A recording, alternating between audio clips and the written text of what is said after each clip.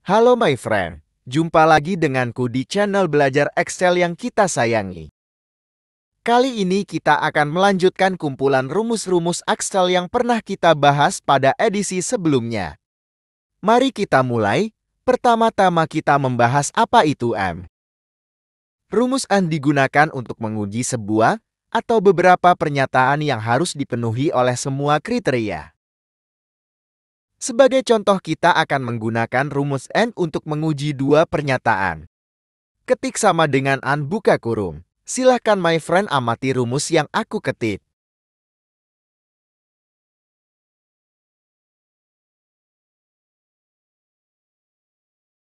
Maksud dari rumus yang aku ketik adalah, rumus ini menghasilkan nilai true jika kedua pernyataan yang aku ketik dalam rumus semuanya terpenuhi, seperti yang ada di sel D6. Tetapi, jika ada salah satu yang tidak terpenuhi, maka rumus AND akan menghasilkan false, seperti di sel D5. Berikutnya kita membahas tentang rumus OR. Rumus OR digunakan untuk menguji sebuah atau beberapa pernyataan yang harus dipenuhi oleh setidaknya salah satu kriteria. Sebagai contoh, ketik sama dengan OR, buka kurung. Arahkan mouse ke B5, lebih besar dari. Ketik angka yang diinginkan. Titik koma. Arahkan mouse ke sel C5, lebih besar dari. Ketik angka yang diinginkan, tutup kurung, dan enter. Pada rumus OR, nilai true akan muncul jika salah satu saja pernyataan terpenuhi. Hal ini terjadi pada sel D5, di mana sebetulnya cuma ada salah satu pernyataan yang terpenuhi. Tetapi hasil dari rumus ini tetap true. Penggunaan rumusnya sama persis dengan rumus AND. Selanjutnya kita membahas tentang NOT. Rumus NOT digunakan untuk menghasilkan nilai berkebalikan dari hasil pengujian sebuah pernyataan. Terbalik artinya jika pernyataan tersebut terpenuhi, maka rumus ini akan menghasilkan false, dan jika pernyataan tidak terpenuhi, maka rumus ini akan menghasilkan true. Sebagai contoh, ketik sama dengan NOT, buka kurung. Arahkan mouse ke sel D5, tutup kurung, enter. Bisa diperhatikan kolom E di mana penggunaan rumus NOT yang mengacu pada kolom D menyebabkan semua hasil menjadi berkebalikan. Yang tadinya true di kolom D menjadi false di kolom E, dan sebaliknya. Selanjutnya kita membahas tentang rumus if. Rumus if digunakan untuk menghasilkan data dengan menguji sebuah pernyataan yang berbentuk jika ini, maka itu. Sebagai contoh, ketik sama dengan if buka kurung. Arahkan mouse ke sel C5 sama dengan tanda petik, huruf B, tanda petik. Titik koma, tanda petik, ketik baik, tanda petik. Kemudian titik koma, tanda petik, ketik kurang baik, titik koma, tutup kurung, enter. Bisa kita lihat, jika kolom C diisi huruf B maka hasil pada kolom D adalah baik, dan K hasilnya adalah kurang baik. Oh no, sepertinya ada rumus yang kurang tepat. Kita ubah naik menjadi baik.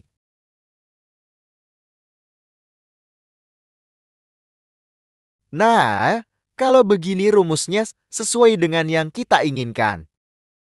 Kali ini kita akan membahas tentang rumus FS. Rumus FS digunakan untuk menghasilkan data dari menguji beberapa pernyataan yang berbentuk jika ini, maka itu. Caranya ketik sama dengan is buka kurung. Arahkan mouse ke sel E5, kurang dari sama dengan. Ketik 50 titik koma. Tanda petik kurang tanda petik. Titik koma. Arahkan mouse ke E5. Kurang dari sama dengan. 75 titik koma. Tanda petik cukup, titik koma. Tanda petin, klik E5. Kurang dari sama dengan 120 titik koma. Tanda petik bagus tanda petik. Titik koma, klik E5. Kurang dari sama dengan 300 titik koma. Tanda petik kebanyakan, tanda petik, tutup kurun, enter. Hasilnya, jika di E5 angkanya kurang dari sama dengan 120, maka hasilnya bagus. Selanjutnya kita membahas tentang rumus if error. Rumus if error digunakan untuk menyamarkan jika rumus yang digunakan menghasilkan error. Caranya ketik sama dengan if error buka kurung. Klik sel G5, titik koma. Klik B5 sampai dengan I13 titik koma. 4, titik koma 0, tutup kurung. Titik koma tanda petik, tidak ada. Tanda petik, tutup kurung. Enter. Hasilnya, jika nama buah yang dicari tidak ada, maka akan muncul tidak ada di sel H5. Selanjutnya kita membahas tentang rumus-rumus waktu. Aku akan membahas satu persatu rumus-rumusnya ya guys. Rumus now digunakan untuk menginput waktu saat kita input data. Caranya ketik sama dengan now, buka kurung tutup kurung, enter. Hasilnya adalah tanggal dan jam saat aku buat tutorial ini. Berikutnya today. Rumus today digunakan untuk menginput tanggal hari ini saat kita input data. Caranya ketik sama dengan today. Buka kurung tutup kurung enter. Berikutnya kita pelajari day. Rumus day digunakan untuk mengekstrak tanggal 1.31 dalam sebuah data berbentuk tanggal dengan format lengkap. Caranya ketik sama dengan day buka kurung. Klik sel C4, tutup kurung enter. Dua tersebut berasal dari tanggal di sel C4. Selanjutnya month. Rumus month digunakan untuk mengekstrak bulan 1 sampai 12 dalam sebuah data berbentuk tanggal dengan format lengkap. Caranya ketik sama dengan month buka kurung. Klik sel C4 tutup kurung enter. Angka 8 adalah bulan yang kita dapat dari sel C4. Selanjutnya year. Rumus year digunakan untuk mengekstrak tahun dalam sebuah data berbentuk tanggal dengan format lengkap. Ketik sama dengan year buka kurung. Klik sel C4 tutup kurung enter. Angka yang muncul adalah tahun dari sel C4. Berikutnya date. Rumus date digunakan untuk mengkombinasikan beberapa data menjadi satu tanggal dengan format lengkap. Ketik sama dengan date buka kurung. Klik sel C10 titik koma, C8 titik koma, C6 tutup kurung enter. Perhatikan urutannya ya guys.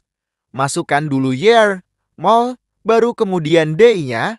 Jadi jangan sampai kebalik ya guys, karena nanti bisa menghasilkan error. Selanjutnya hour. Rumus hour digunakan untuk mengekstrak jam dari data yang berbentuk waktu. Caranya ketik sama dengan hour tutup kurung. Klik C14, tutup kurung enter. 18 adalah jam dari format waktu di sel C14. Selanjutnya minute.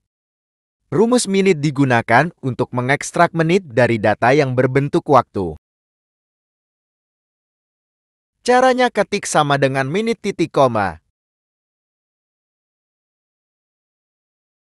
Klik C14, tutup kurung, Enter.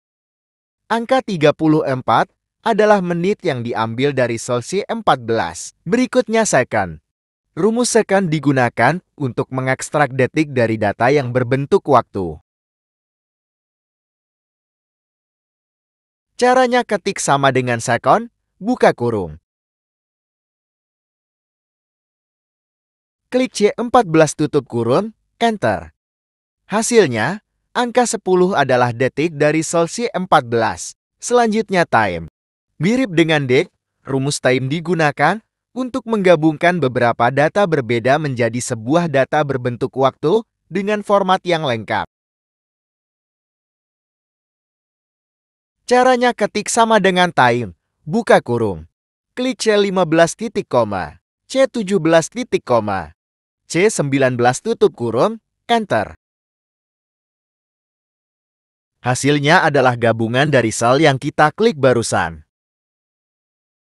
Selanjutnya kita membahas tentang rumus edit.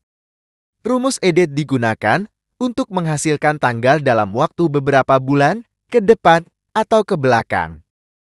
Sebagai contoh kita akan menghitung sampai tanggal berapa akhir kontrak, selama 13 bulan.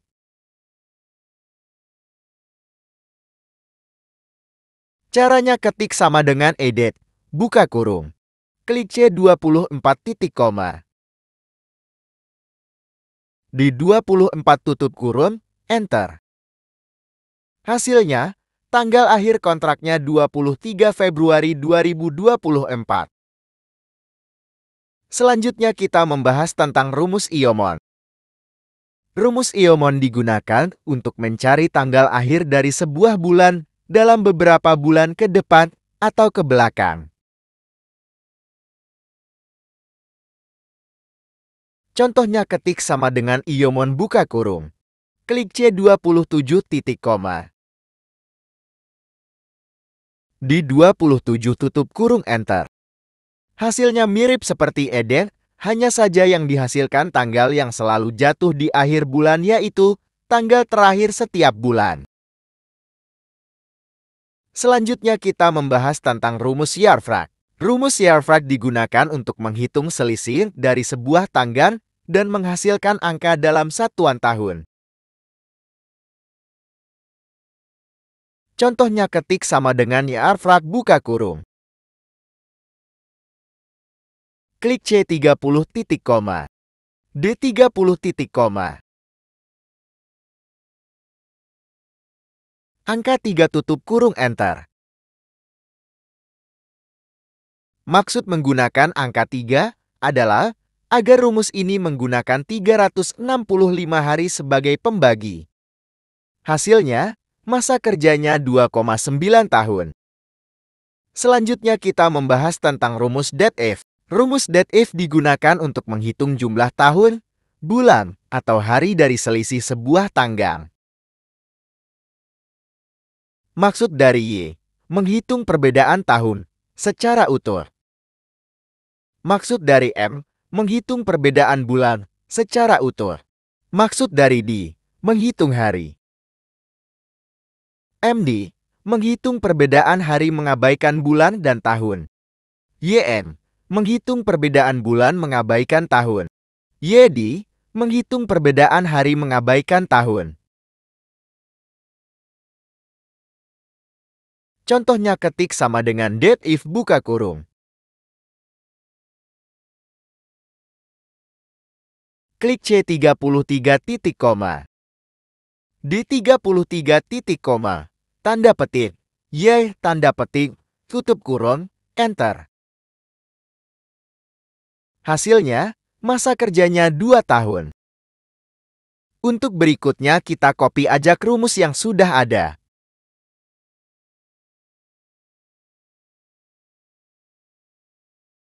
Selanjutnya kita ubah Y menjadi M.